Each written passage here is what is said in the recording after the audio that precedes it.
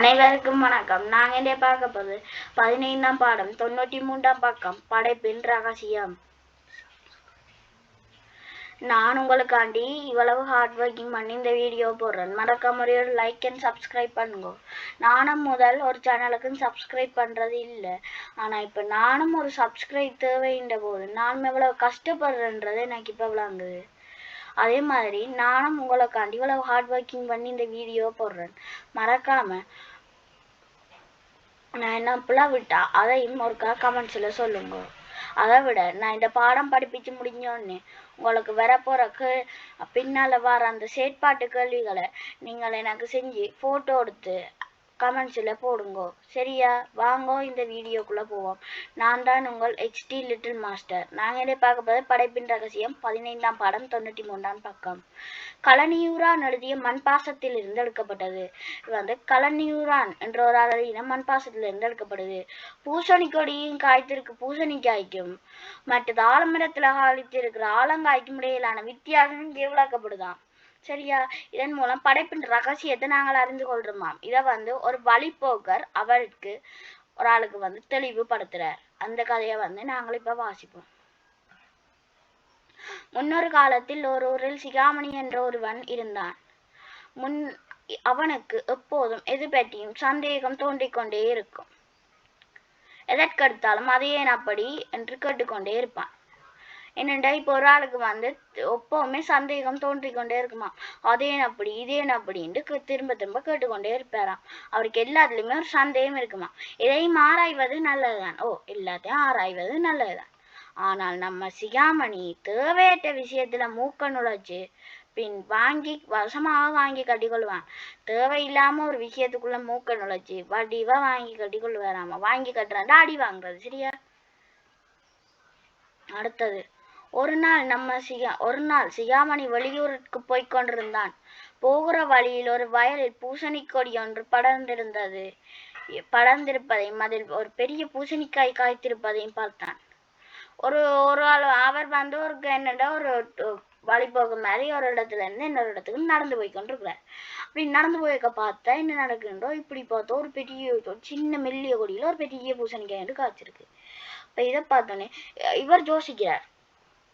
இதை பார்த்து நம்ம சிகாமணிக்கு ஆட்சியா இருந்தாங்க முடியவில்லையா. எவ்வளவு மெல்லிய கொடியில எத்தனை பெரிய பூசணிக்காய் காய்த்திருக்கு என்று நினைக்கிறாரா. இன்னும் சற்று தூரம் சென்ற பின் ஒரு பெரிய ஆலமரத்தை பார்த்தான். அதில் மிகச்சிறிய பழம் பழுத்திருந்தது. இவ்வளவு பெரிய ஆலமரத்துல இவ்வளவு சின்ன பழம் பழுத்திருக்கேன் அவர் யோசிக்கிறார். இது என்ன ஆச்சரியம், இவ்வளவு பெரிய மரத்தின் பழம் மிகச் சிறியதாக இருக்கின்றது என்று நினைத்தான். என்னடா இது, இவ்வளவு அங்க ஒரு மெல்லிய கொடியில் அவ்வளவு பெரிய பூசணிக்காய் காய்ச்சி போய் கிடக்கு. இங்கே பார்த்தோம் இவ்வளவு ஒரு சின்ன கொடியில இவ்வளவு குட்டியா ஒரு பெரிய ஒரு மரத்துல இவ்வளவு குட்டியா ஒரு காய் ஒன்று காய்ச்சி போயிருக்கே என்றது அவருக்கு ஆச்சரியமா அமைது. இவ்வளவு பெரிய மரத்தின் பழம் மிகச் சிறியதாக இருக்கின்றது என்று நினைத்தான். ஏன் இவ்வளவு பெரிய மரத்தின் பழம் இவ்வளவு சின்னனா இருக்கு, அந்த சின்ன கொடியின் இது ஏன் இவ்வளவு பெருசா இருக்குன்னு யோசிக்கிறேன். இயற்கையின் இந்த படைப்பு ரகசியம் நம்ம சிகாமணியை ரொம்பவும் சிந்திக்க வைக்குதான். அப்ப பார்த்தோன்னே அவர் ரொம்பவும் திங்க் பண்றார். சரியா? இப்படியே அப்படியே இப்படின்னு. சரியா? இப்படி அவர் திங்க் பண்ணி கொண்டிருக்க சிந்திக்க வைத்தது. பிறகு மெல்லிய பூசணி பெரிய காய்ப்பதற்கும் பெரிய ஆலமரத்தில் மெல்லிய பூசணி கொடியில் பெரிய காய் காய்ப்பதற்கும் மிகப்பெரிய ஆலமரம் சிறிய காய் காய்ப்பதற்கும் காரணம் என்று யாரிடமாவது கேட்க வேண்டும் என்று அவர் நினைக்கிறார். அப்படி நினைக்கதான் பார்த்தா இவர் என்ன செய்யறார் தெரியுமா, ஆலமரம் மிக காய்ப்பதற்கு யாருமா கேட்க வேண்டும்னு நினைக்கிறார். அப்போதே எதிர் திசையிலிருந்து ஒரு பெரியவர் வந்தார். அவரும் ஒரு வழிபோக்குதான். எதிர் திசையில ஒரு பெரியவர் வரார். அவரும் ஒரு வழிபோக்குறான். வழிபோக்குறா இப்ப ஒரு இடத்துல இருந்து இன்னொரு இடத்துக்கு தங்கள் வழியை நோக்கி நடந்து போறார்கள். சரியா? அவரைத்தான் நாங்கள் வழிபோக்கர் என்று சொல்றோம். இது நாங்கள் வளமையா சொல்ற விஷயம்தான். சரியா? அடுத்து இப்படி பார்த்து கொண்டிருக்கீங்க. அடுத்தது அங்கால இருந்து ஒரு பெரியவர் வரார். இதை நாங்கள் பார்த்துட்டோம். அந்த பெரியவரிடம் நம்ம சிகாமணி தனது சந்தேகத்தை கேட்டான். என்ன சந்தேகம்? ஐயா, ஏன் இவ்வளவு பெரிய சின்ன செடியில இவ்வளவு பெரிய பூசணிக்காய் காய்க்குது, ஆனா இவ்வளவு பெரிய ஆலமரத்துல ஏன் இவ்வளவு கெட்டியான ஒரு இது காய்க்குது. இந்த படைப்பின் ரகசியம் எனக்கு விளங்கல என்ற மாதிரி அவர் போய் இதை கேட்கிறார். அப்ப பெரியவர் சிரித்துக்கொண்டே அவர் ஒரு மெல்லிய சிரிப்போட சிரிச்சு கொண்டு, அப்பா, இயற்கையின் படைப்பு ரகசியம் ஒவ்வொன்றிற்கும் ஒரு காரணம் இருக்குமா. இப்ப என்னவா இருந்தாலும் அதுக்கு ஒரு காரணம் இருக்குமா என்று சொல்றார். அப்ப இவர் என்ன செய்யறாண்டா, காரண காரியம் இருக்கிறது. உன் கேள்விக்கானபடியே நான் பிறகு சொல்றேன், இந்த கேள்விக்கானபடியே நான் பிறகு சொல்றேன். நேரம் உச்சி பொழுது ஆகிவிட்டது. அப்படின்னா உச்சி பொழுதுண்டா 12 மணி, சரியா? அப்படி அந்த 12 மணி ஆக என்ன நடக்குண்டா, இவருக்கும் என்ன செய்யுது, நான் வெகு தூரத்தில் இருந்து நடந்து வருகிறேன். இங்கே பக்கத்தில் தெளிந்த நீரோடே உள்ளது, அதில் சுத்தமான தண்ணீர் உள்ளது. அப்ப நானும் கணக்க தூரத்துல இருந்து வரணும், இங்கேயோ ஒரு இடத்துல இருந்து இங்க வரைக்கும் வழிபோக்கத்துல நடந்து வாரேன். அப்படி நடந்து வரைக்கு எனக்கு இந்த முறை நான் கட்டுச்சோறு கொண்டு வந்தேன். அப்ப கட்டுச்சோறுண்டா என்ன சொல்லுங்க பாப்போம். கட்டுச்சோறுன்னா அந்த என்ன பாசல் மாதிரி, சரியா? அதுதான் கட்டுச்சோறுன்னு சொல்றது. அப்ப அங்காள பக்கத்துல சுத்தமான நீரோட இருக்காம், சரியா? அடுத்தது, இந்த ஆலமரத்தின் நிழலில் உட்கார்ந்து முதலில் நாம் இருவரும் சாப்பிடலாம் என்று சொன்னாராம். நானும் கட்டுச்சோறு கொண்டு வந்திருக்கிறேன், உன்னிடம் சாப்பிட ஏதாவது இருக்கின்றதா என்று கேட்கிறார் அந்த பெரியவர்.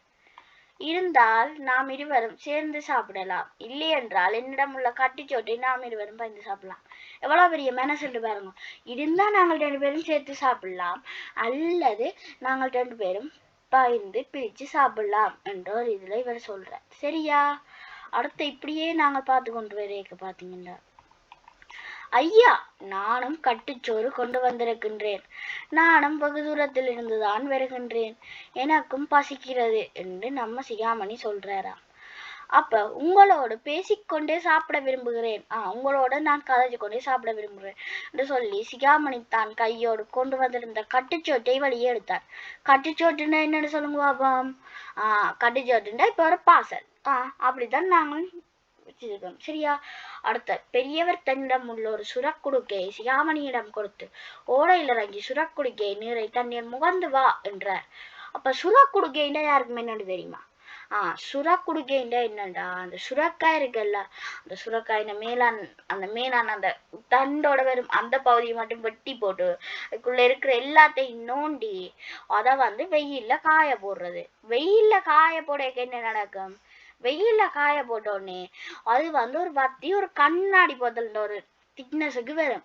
அப்ப இத இப்ப நாங்கள் கண்ணாடி போத்தல என்னன்னு பாவிக்கிறோமோ அது மாதிரி நாங்களும் அதையும் பாவிக்கலாம், சரியா? தண்ணீர் பாத்திரமா எல்லாத்துக்கும் அதை நாங்கள் பாவிக்கலாம், சரியா? அடுத்தது, கட்டுச்சோட்டை வெளியேறுதான். இங்கல இவர் சுயக்குடுக்கையில நீர் முகந்து தண்ணி முகந்து வருகிறார். அப்ப அதன் பிறகு இருவரும் கொண்டு வந்திருந்த கட்டுச்சோட்டை பகிர்ந்து உண்டார்கள்.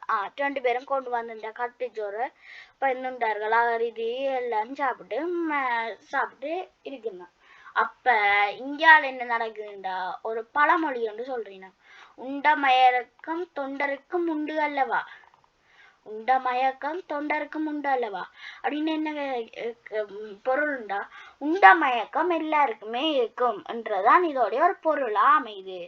எனவே பெரியவர் சொல்ற, பெரியவர், தம்பி, வெயில் மிக கடுமையாக அடிக்கிறது, வெயில் ரொம்ப வக்கியா அடிக்குது, நடந்து வந்த களைப்பு வேற இருக்கிறது. அப்ப இவரும் கனதூரத்துல இருந்து நடந்து வாரார். அப்ப கனதூரத்துல இருந்து நடந்து வந்த களைப்பும் வேற இருக்குது, அதை விட உண்ட மயக்கம் வர இருக்குது. எனவே இந்த ஆலமரத்தடியில சிறிது நேரம் படுத்து விட்டு வெயில் கடுமை தணிந்த பிறகு நாங்கள் இருவரும் அவரவர் பாதையை நோக்கி நடப்போமா என்று அவர் கேட்கிறார். அப்படின்னு என்ன சொல்றார், பெரிய தம்பி, வெயிலும் ஓவரா அடிக்குது, நடந்து வந்தா களைப்பு வர இருக்குது, எனவே ஆலமரத்துல சாப்பிட்டு வர விட்டோம், உண்ட மயக்கமா இருக்கு. அப்ப இந்த ஆலமரத்துல கொஞ்ச நேரம் ஒரு படுத்துட்டு வெயில் தணிஞ்ச பிறகு எங்கட பாதையை நோக்கி நடப்போம் என்று அவர் சொல்றார். அப்ப இத பார்த்தோன்னே நமது சிகாமணி பெரியவர் சொன்ன யோசனை சரி என்றே பட்டது. நான் சிகாமணிக்கு என்ன சொல்ற, அவர் சிகாமணி யோசிக்கிறார், இதத்தான் சரியா இருக்குமே, எங்களுக்கும் ஒரு களைப்பாத்தான் இருக்குது என்ற இதுல சரி ஓகே என்று சொல்ற. சரி ஐயா, நாம் இருவரும் இந்த மரத்தின் நிழலில் படுத்து சற்று நேரம் முளைப்பாருவோம் என்று சொன்னார். அப்ப நான் சிகாமணியும் சரி ஓகே நாங்கள் ஐயா இந்த இதுல கொஞ்ச நேரம் படுத்து கொஞ்ச நேரம் ரிலாக்ஸ் ஆகும் என்று இவருன்னு சொல்றார்.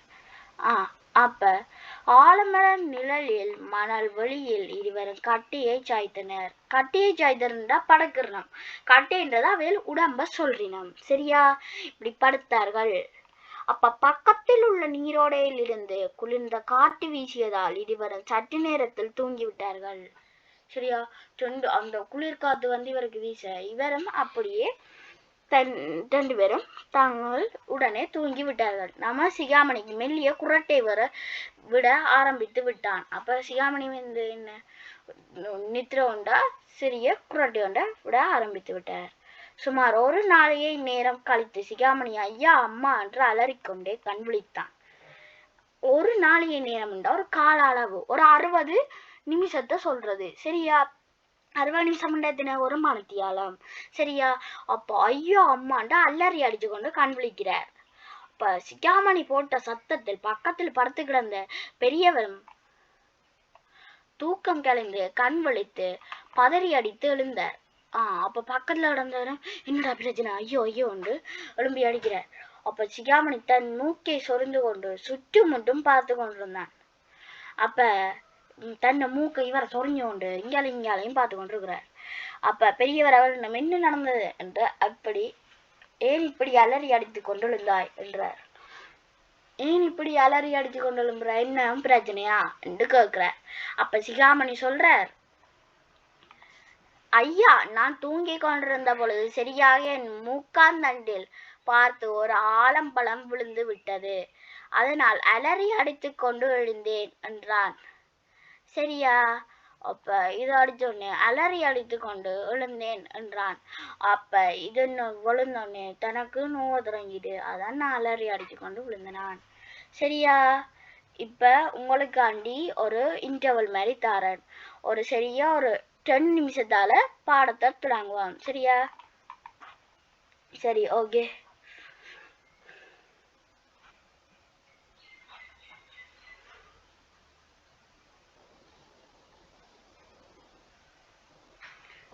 சரி எல்லாருக்கும் என்ன அந்த 12 நிமிஷம் தானே, அப்போ ஒன்றும் செஞ்சிருக்கான்னு நினைக்கிறேன். பாடமும் உடனே கொண்டு போகணும். அப்ப ஒருக்கா உடனே படிப்பிச்சுட்டு அப்புறம் நீங்க எல்லாம் செய்யுங்க. சரியா? அடுத்தது பார்த்து ஒரு ஆலம்பழம் விழுந்து விட்டது, அதனால் தான் அலறி அடித்து கொண்டிருந்தேன் என்றான். சரி இது நாங்கள் பார்த்துட்டோம். அப்ப பெரியவர் ஒரு புன்சிரிப்பை உதிர்த்து விட்டு நம்ம சிகாமணியை பார்த்து இத்தனை பெரிய ஆலமரத்தில் ஏன் இத்தனை சிறிய காய் காய்க்கிறது என்று கேட்டாயே, இப்பொழுது நீயே சற்று யோசித்துப்பார்.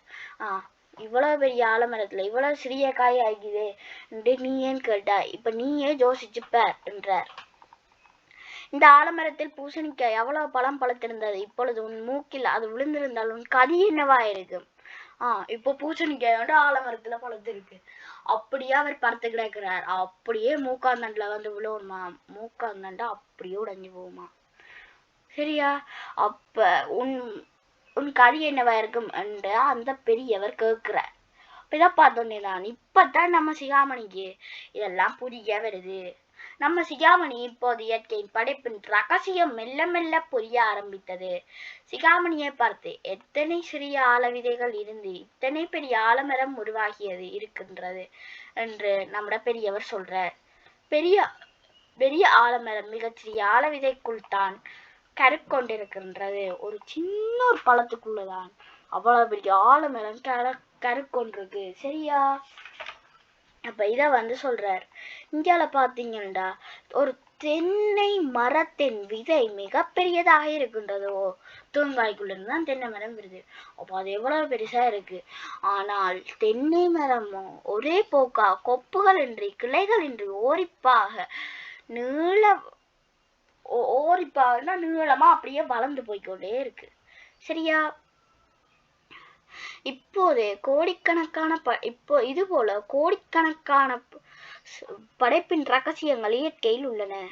எல்லா அந்த இயற்கைன்ற இதற்கும் ஒரு வரைவிலக்கணம் இருக்கு. சரியா? அப்ப அவை பற்றி வீணாக நீ சந்தேகம் கொள்ள வேண்டாம் என்றார். அதை பற்றி நீ வீணாக சந்தேகம் கொள்ள வேண்டாம் என்றார். அப்ப இயற்கையை கூர்ந்து கவனிப்பதில் தப்பில்லை. இயற்கையை நாங்கள் கூர்ந்து கவனிக்கிறதுல தப்பில்லை. ஆனால் ஏன் இதற்கு என்று கேள்விகள் எழுப்ப அதற்கான விடைகள் தேடுவதிலும் தப்பில்லை. சரியா? ஆனால் இயற்கையின் படைப்பின் ரகசியத்தை பற்றி நீ ஐயம் கொள்ள வேண்டாம். ஏனென்றா அது ஒரு காரணத்துக்காண்டி தான் அது அமைஞ்சிருக்கு. அப்ப அதை பத்தி நாங்கள் எப்போதுமே ஐயம் கொள்ள வேண்டாம் என்றார். நம்ம சிகாமணிக்கு வந்த சந்தேகம் தீர்ந்தது. நம்ம சிகாமணிக்கு வந்த சந்தேகம் தீர்ந்துட்டான். எனவே பெரியவரை பார்த்து கையெடுத்து கும்பிட்டு விட்டு, இவ்வளவு பெரிய நன்றி செஞ்சிருக்கிறீங்க, நன்றி. தன் உடைமைகளை எடுத்துக்கொண்டு தன் வழியை பார்த்து நடக்கலானான். எளியவர் கலனியுறான் மண்பாசம் என்ற நூல்ல வருது. மூக்கை நுழைத்தல், பிறருடைய விஷயத்தில் தலையிடுதல், கட்டிச்சோறு, வழிப்பயணத்திற்கு கொண்டு செல்லும் சோறு, கால அளவு 60 வினாடிகள் கொண்ட கால அளவு. சரியா? அடுத்த இந்த கிரைத்தல் பயிற்சியை நீங்கள் உங்களோட இதா செஞ்சோடு வாங்கோ. இப்ப முதலாவது கேள்விக்கான இதா போட்டு அதுக்கான விடை எழுதுங்கோ. விடை எழுதி அதை கமெண்ட்ஸ்ல சொல்லுங்கோ. சரியா? அடுத்து நானும் இவ்வளவு ஹார்ட் ஒர்க்கிங் பண்ணி இந்த வீடியோவை நான் உங்களுக்காண்டி போட்டிருக்கேன். மறக்காம ஒரே ஒரு லைக்கும் சப்ஸ்கிரைபும் பண்ணுங்கோ. அடுத்த வீடியோல நான் உங்களுக்கான இதற்கு சொல்றேன். அடுத்ததான் நாங்கள் படிக்க போற பாடம் வந்து பொய் சொல்லாதே. அந்த பொய் சொல்லாதே பாடத்தில் இதற்கான விடையை நான் உங்களுக்கு சொல்லி அடுத்த வீடியோல உங்களுக்கு சந்திக்கும் வரை நான் உங்களிடமிருந்து விடைபெறுகிறேன். அதற்கு முதல் நான் என்ன பிளவிட்டு இருந்தால் நீங்கள் அதை கமெண்ட்ஸ்ல டைப் பண்ணுங்க. ஏன்டா நானும் உங்களை மாதிரி ஒரு ஆள் தான். தேங்க்யூ. இந்த வீடியோவில் இருந்து உங்களிடம் விடைபெறும் நான் HT லிட்டில் மாஸ்டர். தேங்க்யூ.